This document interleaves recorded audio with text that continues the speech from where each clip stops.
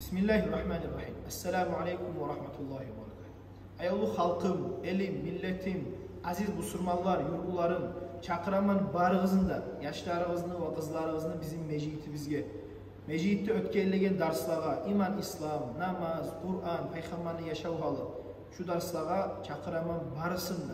Peygamberimizin hadisi var aleyhissalatu vesselam. Addibu avladakum ala thalâthi khisal. Yaşlarını, balalarını tarbiyalağız, 3 satka öğretiniz demek. Birincisi hubbu nabiyyikum, Peygamberini suyma öğretiniz.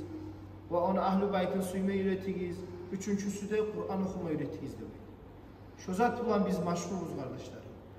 Kardeşler, kurdaşlar, musulmanlar, milletim, halkım, gözleybiz ve karavullaybiz yaşlarını ve kız yaşlarını. Üreteyi, okutayı, gelecek devrunu hayin eteyik kardeşler. İzzetül İslami bişşebab, İslam dinini örlüğü, baylığı, birliği, yaşlarını, cahillerini, erellerini, gelecek devrunu koluna demektir. Biz şolara hali mekelli terbiye verip, İslam dinini bayrağını tapşırayık. İnşallah ahiretimiz talaylı ve nasipli olacakız. Vesselamu aleyküm ve rahmetullahi ve berekatuhu. Allahu Ekber.